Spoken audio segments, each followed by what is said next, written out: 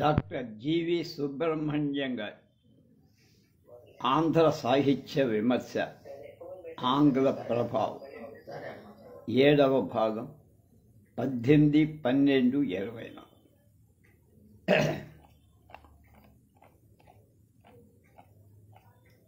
ఉద్యమాలు ఉపసృతులు అనే విషయమే చెప్తున్నారు ఆయన. కవి తన భావాన్ని సరాసరి పఠితకు అందించలే. దానికి అతని కావ్యంలో ఏదైనా ఒక వాహిక కావాలి. అందువల్ల తన భావాన్ని సృజింపచేయగల కొన్ని వస్తువుల ద్వారా కానీ, సన్నివేశం ద్వారా కానీ, సంఘటనల పరంపర వలన కానీ వ్యక్తీకరిస్తా. అంటే రచయిత వస్తుగత పాత్రల ద్వారాను, సన్నివేశాల ద్వారాను పరోక్షంగా తన భావాలు వ్యక్తీకరిస్తాడన్నమాట. దాన్ని ఇలియట్ ఏమన్నాడంటే ఆబ్జెక్టివ్ కారిలేటివ్ అని అన్నాడు. దీని తెలుగులో వస్తుగత సంవాదం అనొచ్చు అంటున్నారు సుబ్రహ్మణ్యం గారు.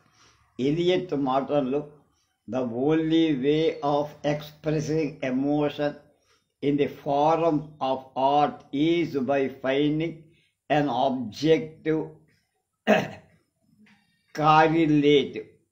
In the other words, a set of objects, a situation, a chain of events which shall be the formula of that particular emotion, such that when the external facts which must terminate in sensory experience are given, the emotion is immediately evoked. కవి నిజభావానికి కవిత పరోక్ష ప్రమాణమే అవుతుంది, కానీ ప్రత్యక్ష ప్రమాణం కాదని Elliot అభిప్రాయపడి కవి జీవిత కావ్యార్థ సమన్వయ విమర్శలో కనపడే దోషాన్ని అతడు ఇలా పరిశుద్ధం చేసి చెప్పారు. ఇలియట్ దృష్టిలో 20వ శతాబ్దపు విమర్శ 2 బాధ్యతలను నిర్వహింపగలిగిందిగా ఉండాలి. గతంలో రచయితలు సాహిత్యంలో సాగించిన వ్యవసాయాన్ని వినూత్న దృక్పథంతో పునఃపరిశీలించి విలువలు కట్టడం మొదటి బాధ్యత. వర్తమాన సాహిత్యంలో వినూత్న భావాలు ప్రచలితం చేయటం 2వ బాధ్యత. ఈ రెంటిలో మొదటి బాధ్యతకు ఇలియట్ అగ్రస్థానాన్ని ఇచ్చారు. ప్రతి తరంలో విలిసే కళాస్రష్టలకు కొన్ని ప్రత్యేక కళా ప్రమాణాలు విలువలు ఉంటూ ఉంటాయి. వాటితో గతాన్ని పునఃపరిశీలించి పునర్వ్యవస్థీకరించటం జరుగుతుంది. అప్పుడే గతంలో జరిగిన గుణదోషాల సమ్యక్ పరిశీలనం సిద్ధిస్తుంది. ఇది విప్లవంగా విధ్వంసక విధానాన్ని అనుసరించి కాక వ్యవస్థీకరణల నిర్మాణాత్మకంగా సాగాలని ఇలియట్ అభిప్రాయపడి ప్రతి యుగంలో ఒక మహావిమర్శకుడు జన్మించి ఈ కర్తవ్యాన్ని నిర్వహించాలని Elliot ఆశపడ్డాడు. From time to time, every 100 years, it is desirable that some critic should appear to review the past of our literature and set the poets and the poems is a new order. This taste is not one of the revolution, but of readjustment. Wordsworth కవిత్వానికి ఇచ్చిన ప్రసిద్ధ నిర్వచనాన్ని విమర్శించి Elliot తన భావాలను ఇలా వ్యక్తం చేశారు. Poetry is not a turning loose of emotions but an escape from emotion. It is not the expression of personality but an escape from personality. 2. Poetry is superior amusement. I don't mean an amusement of superior people.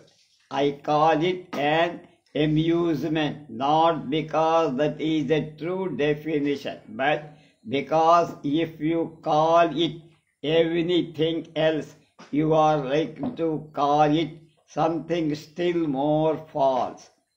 Mood.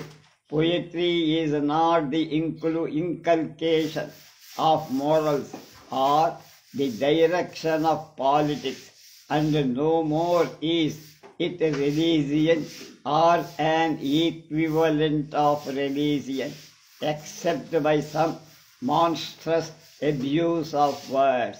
Yet poetry may effect revolutions in sensibility, such as are periodically needed, may help to break up the conventional modes of perception and valuation which are perpetually forming, and make people see the world afresh or some new part of it.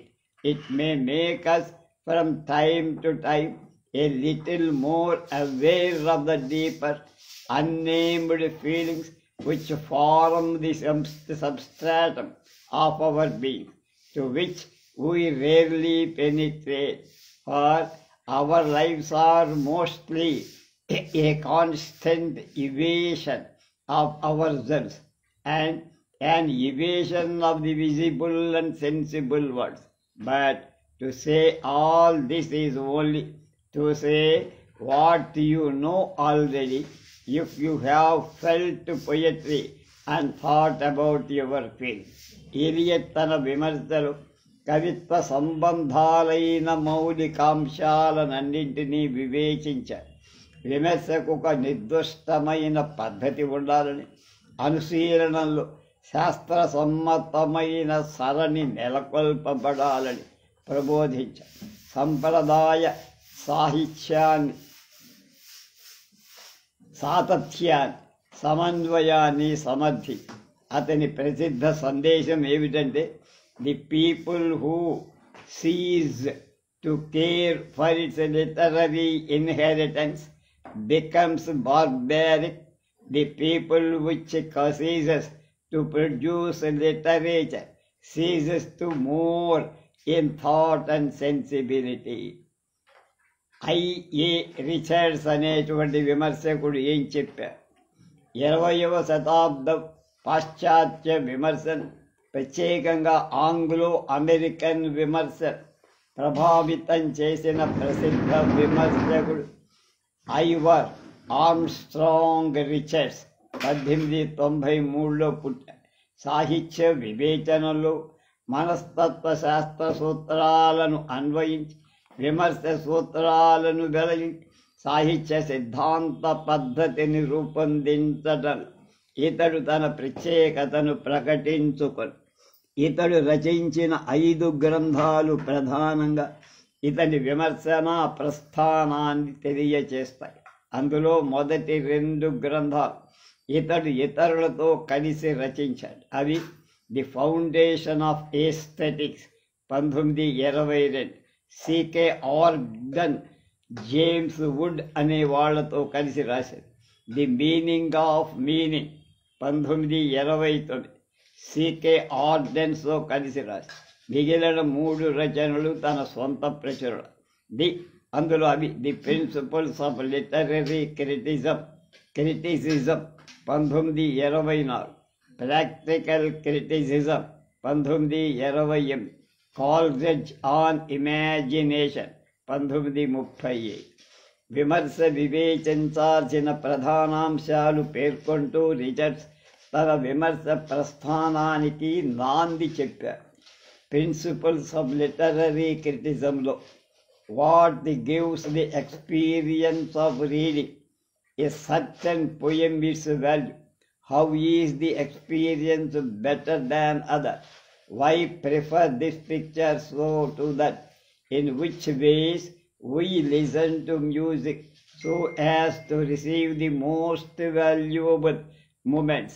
Why is one opinion about works of art not as good as another? These are the fundamental questions which a criticism is required to answer.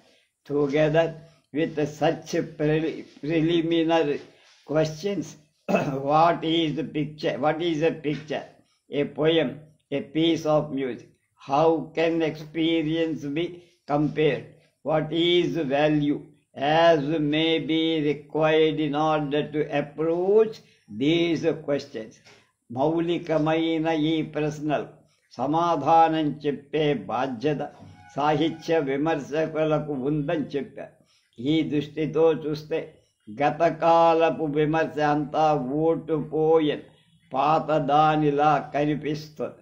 A few conjectures, a supply of admonitions, many acute isolated observations, some brilliant guesses, much orated and applied poetry, inexhaustible consciousness, a sufficiency of dogma, no small stock of prejudices, wills, alage whimsies and cortex, a profusion of mysticism, a little genuine speculation, Sunday stray inspirations, pregnant hints and random apercures. Of such as these, it may be said without exaggeration, is extant critical theory composed అని విమర్శ. కళ అనుభవానికి కళ అనుశీలనానికి భేదం తెలిసి ప్రవర్తించటమే విమర్శ ధర్మం. కళానుభవ స్వభావాన్ని గురి, కళకు విలువ కట్టే విమర్శ సిద్ధాంతాల గురి, కళను లోకానికి అందించే విధానాల గురి తెలియకపోతే విమర్శ తన ధర్మాన్ని సక్రమంగా నిర్వహించలేదు. రిచర్డ్స్ మాటలలో criticism as I understood it is the endeavor to discriminate between experiences and to evaluate them. We cannot do this without some understanding of the nature of experience or without theories of valuation and communication. సాహిత్య విమర్శకు కళల విలువలను నిర్ణయించే శక్తి, కళా ప్రసార శక్తిని వివేచించే వివేకం, an account of value and an account of communication అనేవి రెండు కళ్ళ వంటి. రిచర్డ్స్ ప్రతిపాదించిన కవిత్వపు విలువలను గుర్చిన సిద్ధాంతం మనస్తత్వ శాస్త్రం మీద ఆధారపడి ఉంది.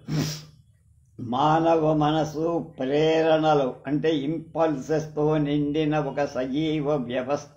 అందులో పరస్పర విరుద్ధాలైన ఇచ్ఛలు లేక సహజ కామనలు అంటే ఎపెటెన్సీస్ ఉంటాయి.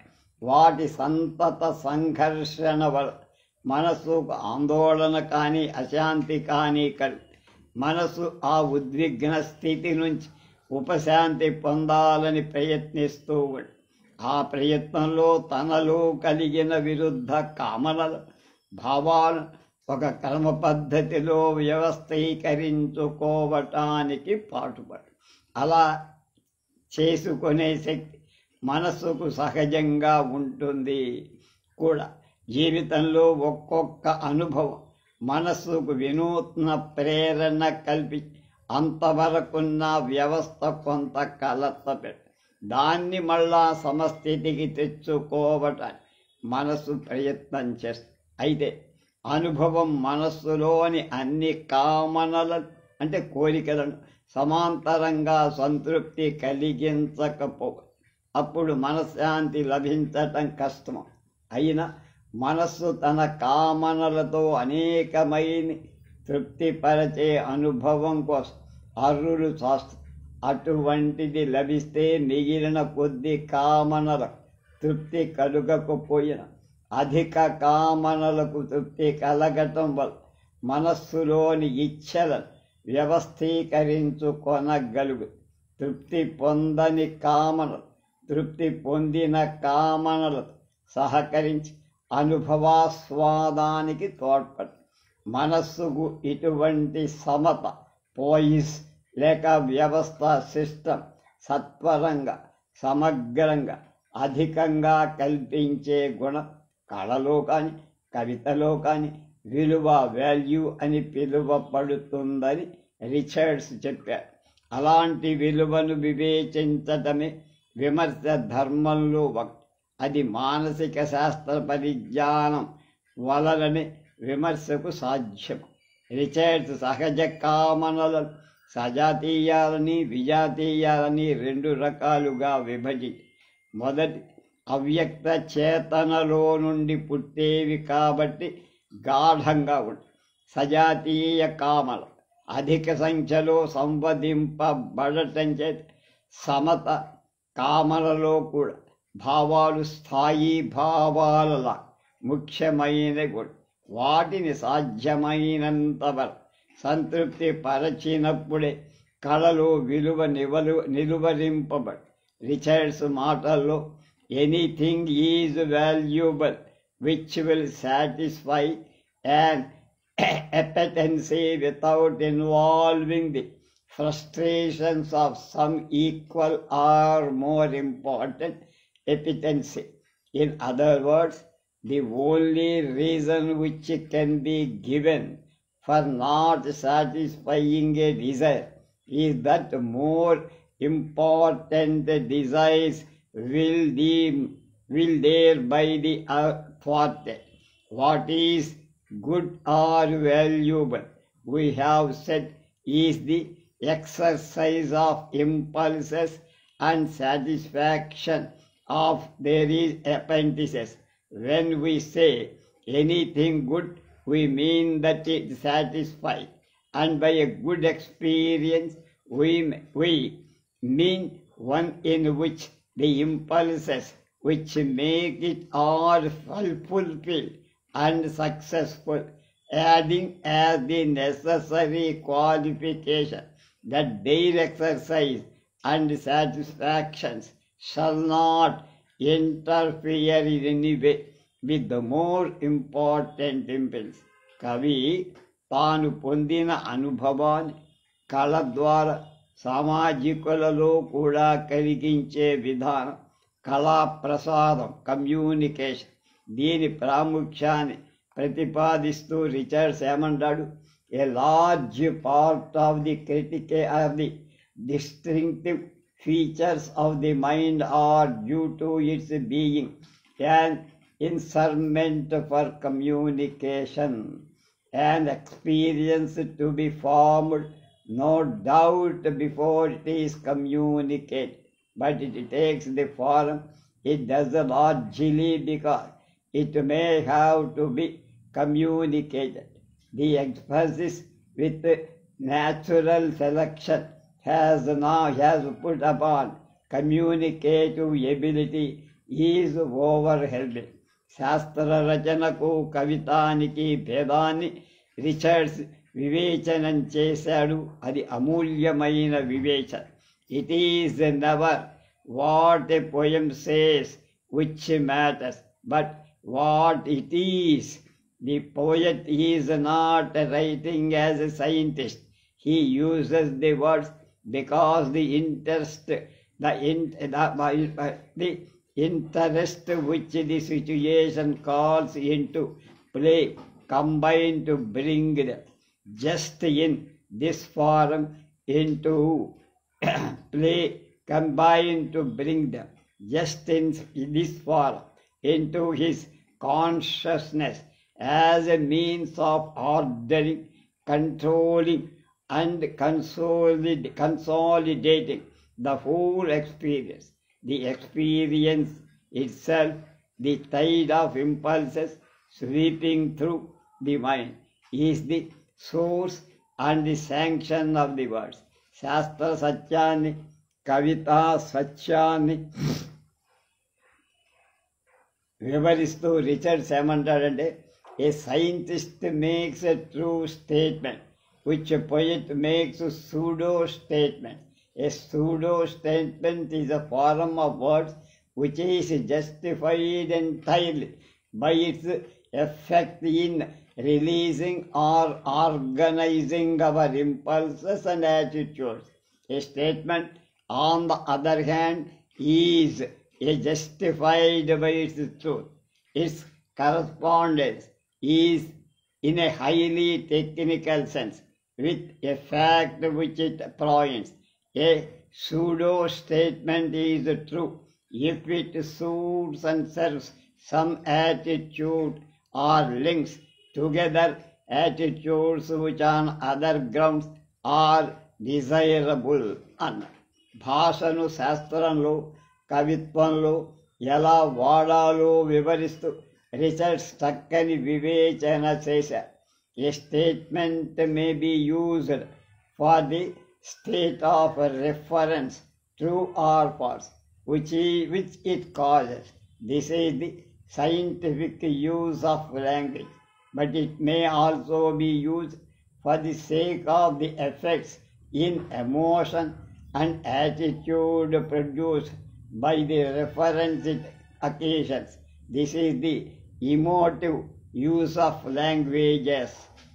భాషకు 4 విధాలైన వృత్తులు ఉంటాయని రిచర్డ్స్ ప్రాక్టికల్ క్రిటిసిజంలో చెప్పారు. Sense, feeling, tone and intention.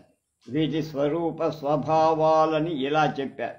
Sense అంటే a sense means to make a reference to something that is.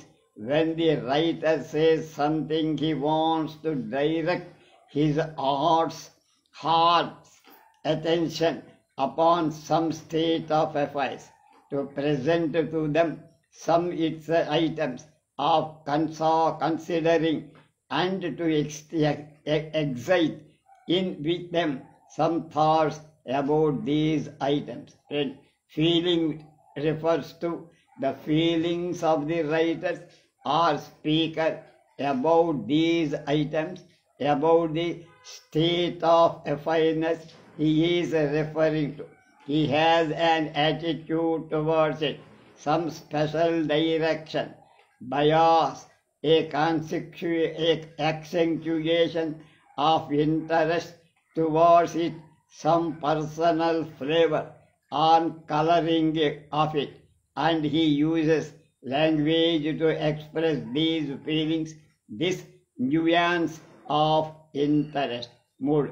The tone means the attitude of the writer towards his readers. The writer or the speaker chooses and arranges his words differently as his audience varies in automatic or deliberate recognition of his relation to them. 4. Intention is the speaker's or writer's aim, conscious or unconscious. Ordinarily, is the speaker speaks with a purpose, and his purpose modifies his speech. The understanding of it is part of the whole business of apprehending his meaning. Practical క్రిటిసిజంకి 3 లక్ష్యాలు Richards నిర్దేశించారు. 1. To introduce a new kind of documentation to those who are interested in contemporary state of culture, whether as critics, as philosophers, as teachers, as psychologist, or merely as curious persons. Read. To provide a new technique for those who wish to discover from themselves what they think and feel about poetry, and why they should like it or dislike it. 3. To prepare the way for the educational methods more efficient than those we use now is developing discrimination and the power to understand what to hear and read. Richards తన దృక్పథంలో ఉత్తమ విమర్శకుడికి ఉండాల్సిన 3 లక్షణాలు చెప్పి అతని మాటల్లోనే we must be an adept at experiencing without eccentricities. The state of mind reveals to the work of art he is judging. Secondly, he must be able to distinguish experiences from one another as regards their less superficial features. Thirdly, we must be sound judge of value. Richards విమర్శ స్వభావమంతా ఈ విమర్శ నిర్వచనంలో మనస్తత్వ శాస్త్రం మీద ఆధారపడిన ఇతడి విమర్శ ఒక కొత్త మార్గాన్ని ఆవిష్కరించి ఆధునిక విమర్శలో ప్రాక్టికల్ క్రిటిసిజంకి న్యూ క్రిటిసిజంకి కొత్త దోవలు చూపిన అది చాలా వరకు శాస్త్రీయం కావటం చేత ప్రజలలో ప్రాచుర్యం పొందటం కష్టసాధ్యమని మానసిక శాస్త్రం బహుశాఖలలో విస్తరించి పరిజ్ఞానం పెరిగిన కొద్ది ప్రాథమిక మానసిక శాస్త్ర సూత్రాల మీద ఆధారపడి ఈ విమర్శ తన అస్తిత్వాన్ని కోల్పోవచ్చని కవి యొక్క మనస్తత్వాన్ని కేంద్రంగా చేసుకొని సాగే ఈ విమర్శ విధానం కళా రహస్యాలన్నిటి దర్శించి కావ్య అనుభవ స్వరూపాన్ని సమగ్రంగా ఆవిష్కరించలేదని అభిజ్ఞులు భావిస్తారు. ఏమైనా రిచర్డ్స్ సాహిత్య విమర్శ శాస్త్రంగా లక్షించాడు. కావ్యానుశీలనలు శాస్త్రీయ ప్రమాణాలు ప్రయోగించే పద్ధతులు సూచించి కవితా స్వరూప స్వభావ నిరూపణలు ఇలియట్కు రిచర్డ్స్కు తేడా కనపడుతుంది స్పష్టంగా. Eliot stands by his bold assertion that a poem is a fusion of thoughts and feelings. Richards, on the other hand, from the first has endeavored to maintain a careful distinction between the emotional state produced in the reader, the balanced impulses or state of system synthesis, and the means used to produce this emotional stage. Frank Raymond Levin అనే ఆయన విమర్శకుడు ఏం చెప్పారు? ఇంగ్లీష్లో practical criticism, తెలుగులో ప్రయోగ విమర్శ అని పిలుచుకోవచ్చు. ఈ ప్రక్రియలో వివేచన విధానాలు వివరించి ప్రవర్తింపచేయటం, వివిధ ప్రయోగాలు ఎక్స్పెరిమెంట్ చేసిన ఉపాధ్యాయ విమర్శకుడుగా టీచర్ క్రిటిక్ ప్రసిద్ధి చెంది అమెరికాలో న్యూ క్రిటిసిజం లేక అభినవ విమర్శకు దారులు చూపి 20వ శతాబ్ది సాహిత్య విమర్శను రూపొందించడం విశేష కృషి చేసిన వాడు డాక్టర్ ఫ్రాంక్ రేమండ్ లెవిస్. 1895లో పుట్టారు. ఇతడు 1912 నుండి 53 వరకు నడిపిన స్క్రూటినీ అనే త్రైమాసిక సాహిత్య పత్రిక ఈ విమర్శకు ఎంతో దోహదపడి ఇతని సంపాదకత్వంలో వెలువడిన the calendar of modern literary letters towards standard of criticism 1933 అనే గ్రంథం ఈ మార్గానికి రూపురేఖలు దిద్ది. New bearings in English poetry 1932, for continuity 33, revaluation 36, education and the university 44, the great tradition 1940, the common pursuit 1950, D H Lawrence novelist 1955. ఇతని విమర్శను వ్యక్తీకరించేటువంటి ఉత్తమ గ్రంథాలు. Scrutiny పత్రిక సాధించిన విశేషాల గురించి లెవిస్ చెప్పిన మాట, the achievement of scrutiny is in a way peculiar to the 20th century. It is the building up of a body of practical criticism of substantial literary judgment that has surely no equal in extent and quality. Scrutiny set out from the beginning to apply their methods, those of Eliot, Graves, Richards, Middleton, Murray, and the American New Critics, not sporadically, but systematic over the whole field of English literature, and the scrutiny is preceded by a minute and brilliant examination by a security of actual passage. Scrutiny అంటే తెలుగులో పరిశీలన అనవచ్చు. ఈ పత్రిక పేరే విమర్శ ప్రవృత్తికి మారు పేరుగా కనపడుతోంది అంటున్నారు సుబ్రహ్మణ్యం. లెవి సాహిత్య వివేచనం సంస్కృతికి సమధిక స్థానాన్నిచ్చి ఒక నాగరిక సంఘానికి ఉండే ఆదర్శం ప్రకారం వ్యవస్థీకరింపబడిన క్రమబద్ధమైన జీవిత విధానం సంస్కృతి అని అభివర్ణించారు. వ్యవస్థీకరించబడిన క్రమబద్ధ జీవిత విధానమే సంస్కృతి. ప్రాచీన గ్రామాలలో సహజీవన విధానం ఇటువంటి సంస్కృతి సుసంపన్నంగా ఉండేదని, ఆధునిక యాంత్రిక జీవిత విధానం ఆ సమైక్యత, ఆ సహజీవన సహానుభవ ప్రవృత్తి లోపించిందని భావి సమాజంలో ప్రతి వ్యక్తికి నిజమైన సంస్కృతి, కృత్రిమ సంస్కృతి గుర్తించే వివేకాన్ని సాహిత్యం అందించాలని ఆదేశం. రచయిత సమకాలీన సమాజంలో సంస్కృతి సంప్రదాయ సదవగాహనకు తోడ్పడాలని భావించారు. చరిత్ర ఈ పని చేస్తుంది.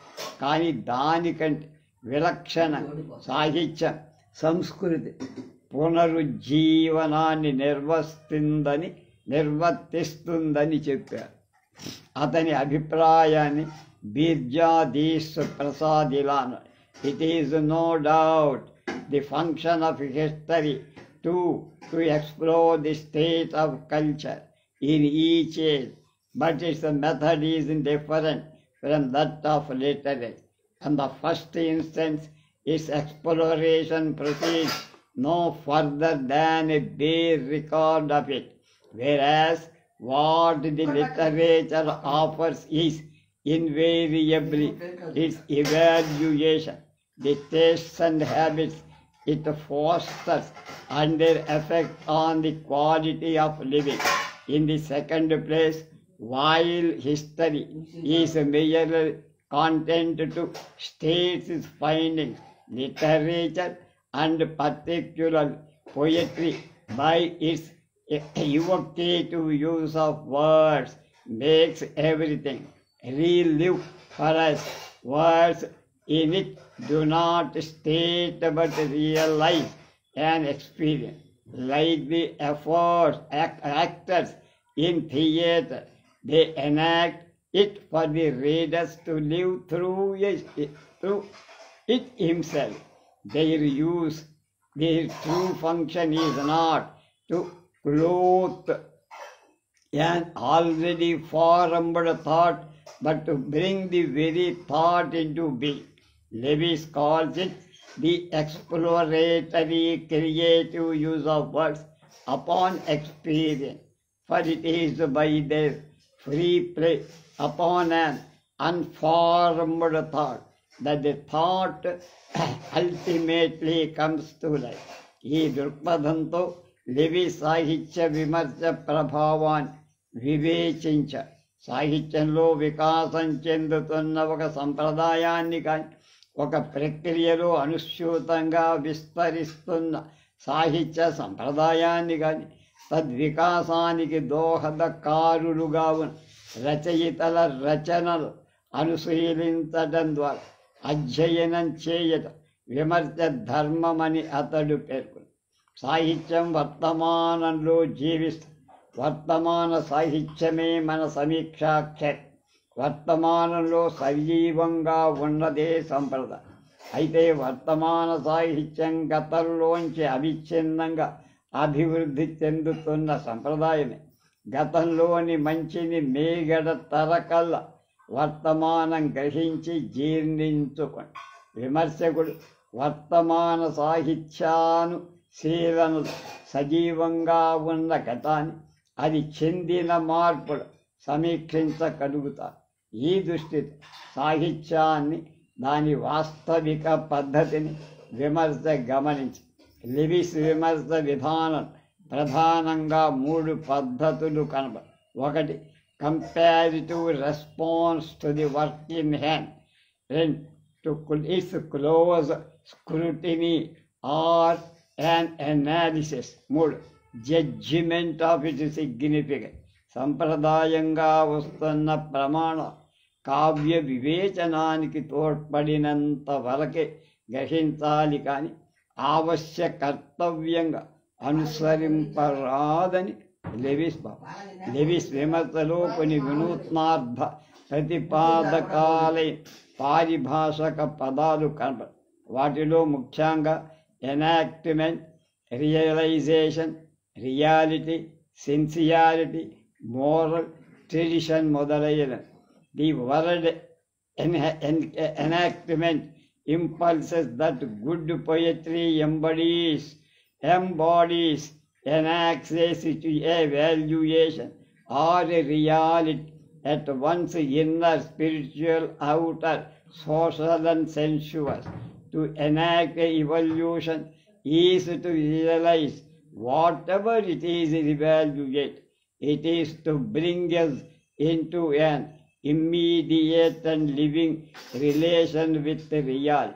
Lewis explains realization as the sign of something grasped and held, something presented in an ordering of words and not merely thought or of gestured towards. Reality అంటే సాహిత్య సత్యమని, సిన్సియారిటీ అంటే కళాకారుడి నిజాయితీ అని భావించవచ్చు. లెవిస్ అభిప్రాయంలో works of art act their moral judgements.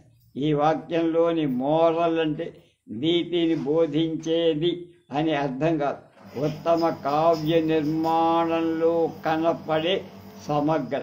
The whole పొయం is a moral అని అంటాడు. అందుకని కాగా గతంలోని గతాన్నే చూడటం కాక గతంలో యొక్క వర్తమాన స్థితిని కూడా దర్శించటమే సంప్రదాయం, ట్రెడిషన్ అన్న. ఒక విమర్శకుడు అన్నట్లుగా అతని విమర్శలో the best features of academic criticism are combined with the best features of periodical criticism, and then the amalgam is refined and ennobled with a master's touch. ఇక కొత్తది అభినవ విమర్శ, న్యూ క్రిటిసిజం. అమెరికాలో ఈ శతాబ్ది 2వ పాదంలో ప్రచురంగా వెలువడింది. ఈ విమర్శనోద్యమ ప్రవర్తకులలో ముఖ్యుడు John Crowe Ransom, Allen Tate, Robert Penn, Warren, R P Blackmur, Cleanth Brooks, అలాగే యూర్ వింటర్స్ మొదలైనవి. ఈ ఉద్యమ స్వభావాన్ని గురించి మ్యాక్స్ వన్ బయాన్ అలా వ్యాఖ్యానం. The new criticism defies definition except by contrast with the older criticism, whereas older criticism related itself to history, biography, philosophy, and even some branches of science. The new criticism regards all such relationships as irrelevant for a true understanding of literature.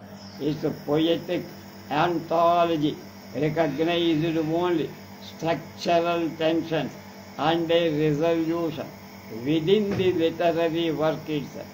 The elements to be dealt with were diction, rhythm, metaphor, symbol, semantic pointers, and textures. Life was at best a tangential, a tangential consideration. Tradition was a decided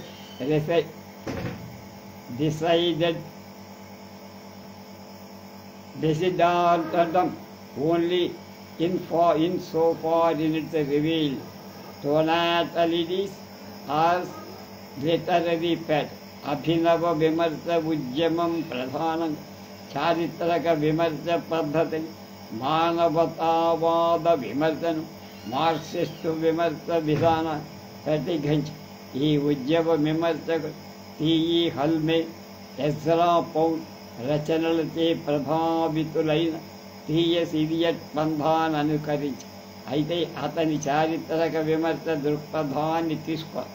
వీరు కవిత్వం పట్ల ప్రసరించిన దృక్పథాన్ని స్థూలంగా చెప్పాలంటే Cleanth Brooks model, the poem has to be read as a poem, that what it says is a question for the critic to answer, and that no amount of historic evidence as such can finally determine what the poem says.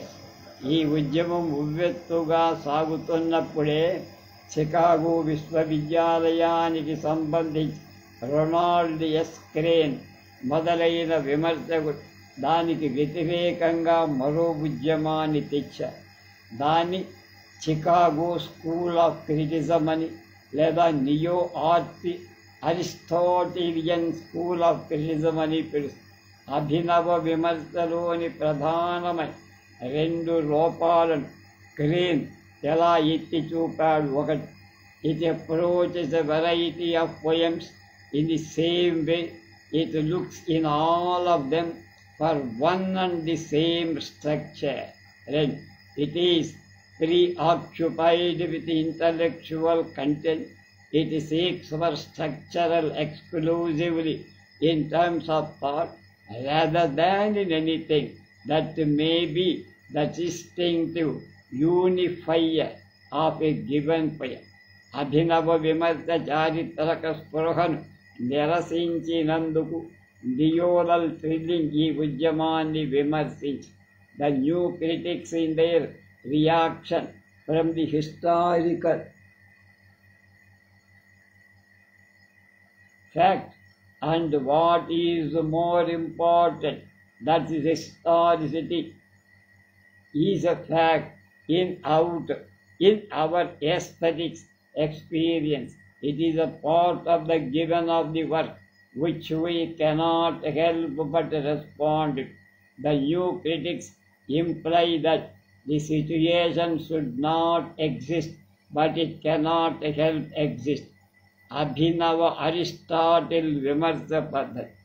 అభినవ Aristotle విమర్శ పద్ధతి వస్తు నిర్మాణ శిల్పానికి కథ కార్య ప్రగతిశీలనకు ప్రాధాన్యమి.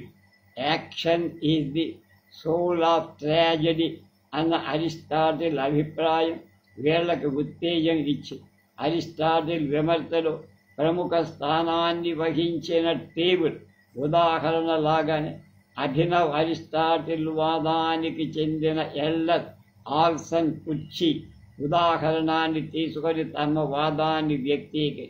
The chair is not wood but wooden. Poetry is not words but verbal. In one sense, of course, the words are of almost important. If we do not grasp them, we do not grasp the poem.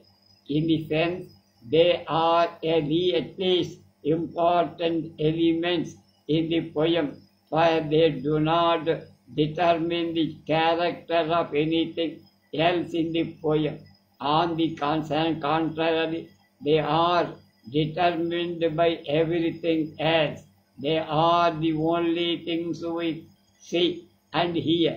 Yet they are governed by imperceptible things which are inferred from them. And we are moved by poetry. We are not moved by words, except in so far as sound and rhythm move us. we are moved by the things that the words stand for. వీళ్ళు Aristotle పేరు ఉపయోగించుకున్న అరిస్టాటిల్ను అనుకరించటం కాదు వీళ్ళ మతం. అభినవ విమర్శకుల ఆకృతి విమర్శ కంటే భిన్నమైన భావావేశ ప్రధానమై విమర్శ వెలయించటమే వీళ్ళ మతం. We feel some emotion, some form of pleasure or pain because our desires are frustrated or satisfied. We feel the desires because we are friendly or and hostile. So our favor or do not favor the characters set before us, and we are friendly or hostile to the characters because of their ethical traits. In brief, we side with the good against the bad, or with the oppressive against the oppressor అన్నది వీళ్ళదు. ఆధునిక విమర్శలలో వివిధ దృక్పథ సాహిత్య విమర్శలో ప్రాచీన యుగాలకు ఆధునిక యుగానికి మధ్య భేదం ఉంది.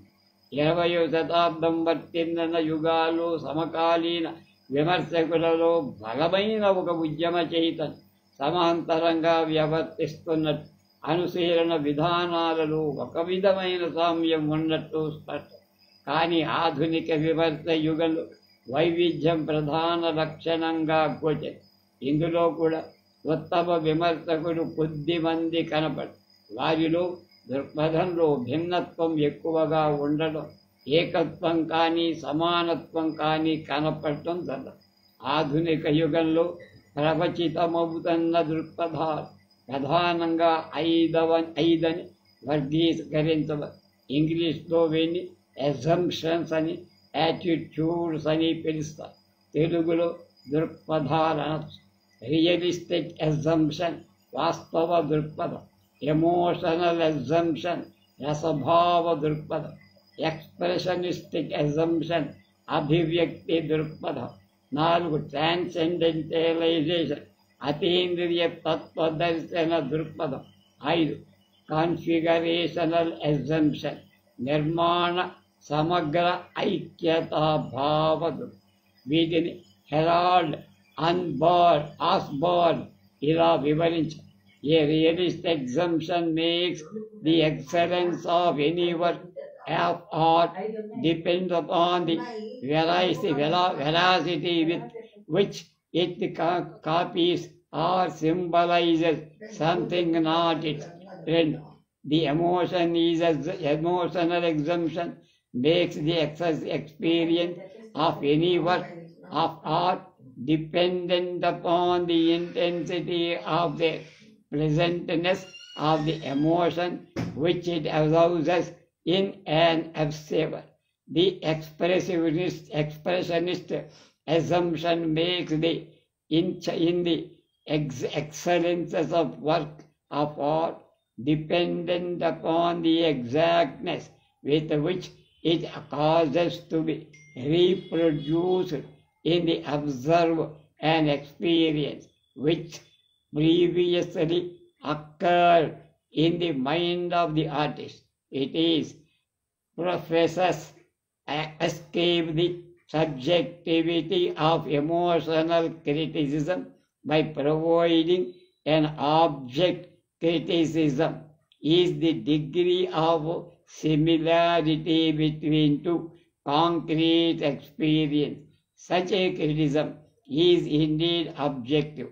Transcendentalism is a special type of emotional assumption which makes the experience of any work of art depending on the intensity with which it evokes the special type of mystical emotion which we have called revelated.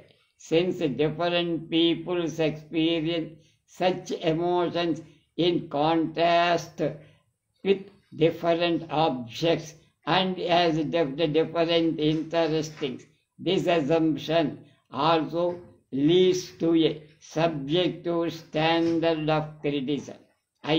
the configurational assumption makes the excellence of any work of art dependent upon compactness with which it is organized into our organic unit. It affords an objective standard of criticism, since organic configuration is not constitutively dependent upon emotional response, and it seems to need to criticize assessments less violently at violence within the visual judgments of critics than those which would result from a consistent and logical application of most other assumptions about the nature of artistic excellence. ఆధునిక యుగంలో రచనను అనుశీలించినప్పుడే ఈ దృక్పథం స్వభావాలను గూర్చిన స్పష్టమైన పరిచయం ఏర్పడు. ఒకదానిలో మరొకటి సాంకర్యం చెందితే వస్త్వాశ్రయ రీతి ఆత్మాశ్రయ రీతులు ఘర్షణపడి సాహిత్యపు విలువలు నిర్ధరించే ప్రక్రియలు స్పష్టత నిర్దుష్టత లేకుండా అవ్యవస్థత ఏర్పడు. ఆధునిక విమర్శలో ఈ అయోమయ స్థితి ఎంతో ఇంత లేకుండా పడు. సాహిత్యంలో కళాను స్వభావాన్ని ఇచ్చే ప్రవృత్తిని ప్రత్యేకించి అనుశీలించే విధానం, జీవితానికి అవసరమయ్యే అంశాలను అందించే ప్రవృత్తి సమీక్షించే విధానం, ఉపదేశ ప్రధానమైన విషయాలు వివేచించే విధానం, విజ్ఞాయదాయకమైన విశేషాలను వివేచించే విధానం, తాత్విక దృక్పథాలను నిరూపించే విధానం, వస్తు విశ్లేషణ విధానం మొదలైనవి ఆధునిక పాశ్చాత్య విమర్శలో కనపడి ప్రధాన ప్రవృత్తులు. వీటన్నిటిని తాత్పర్యతః రెండు వర్గాలుగా భావించంటున్నారు సుబ్రహ్మణ్యం. వాటిని కావ్య సౌందర్య తత్వమీమాంసా మార్గమని, కావ్య వస్తు సంవిధాన శిల్ప మార్గమని చెప్పారు.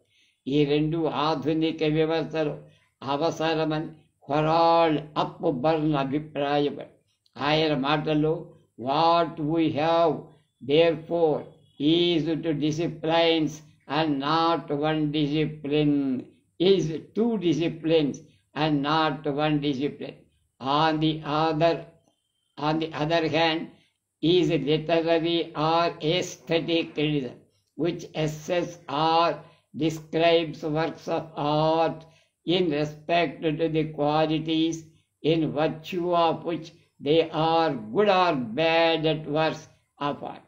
On the other side, the criticism of ideas and attitudes.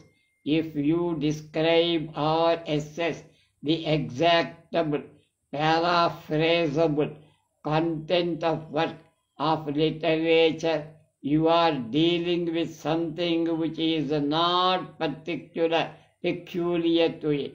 If you assess or describe its quality of organic unity, the competences of the organization, you are dealing with what is unique to it. You are dealing with it is an aesthetic object and not with an abstraction taken from it. These need be no confusion between these two disciplines, both of which are commendable. వీటిలో మొదటి మార్గం భావదృష్టి ప్రధానం, రెండవది వస్తు దృష్టి ప్రధానం. రేపు Stanley Edgar Hyman ఆధునిక సాహిత్య విమర్శ ప్రవృత్తిని ఎలా చెప్పాడు దాని గురించి తెలుసుకుందాం.